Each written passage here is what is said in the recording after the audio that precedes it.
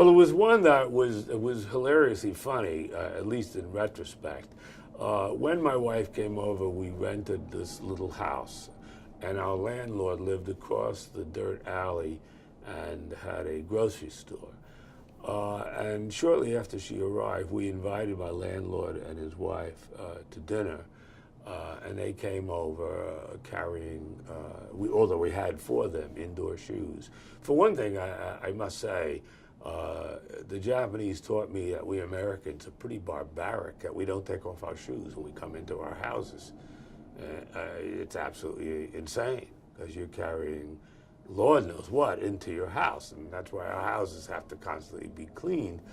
They never wear the same shoes inside and out. Anyway, we invited he and his wife to dinner, and they came over, and we bowed for about a half an hour and sat down around the table, which was about this high on the floor, and then we had a pleasant enough evening, even though the conversation wasn't too rich, because they had no English and we had a few words of Japanese. Starting the next day, he would accost us in the alley.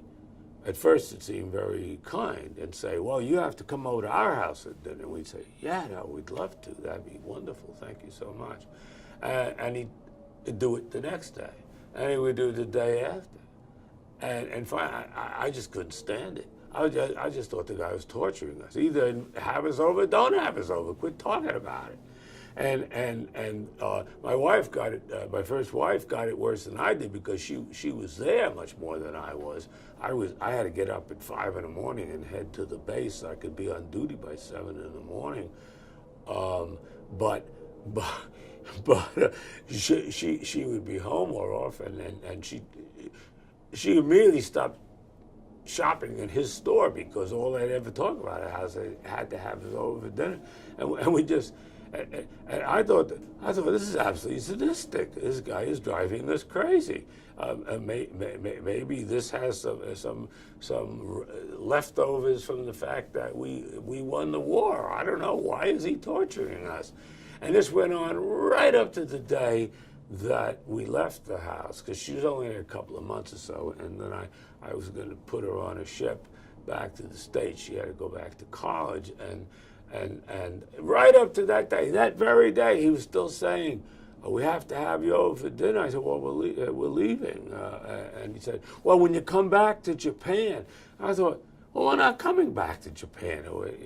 I don't think so, ever, although I did many years later to lecture. But this was just like such a weird experience. And one time I was speaking with an American professor who was an expert in Japanese studies, who said, well, of course. And I said, what do you mean, of course? He said, what he was doing was remaining in your debt for life by not actually having you over for dinner. That would have eliminated the debt. So this was a great honor that he was paying you. I don't know if this guy who told me that, whether it's true or not. It sounded absolutely nuts to me. The main point being that all the time it was going on, it was pure torture.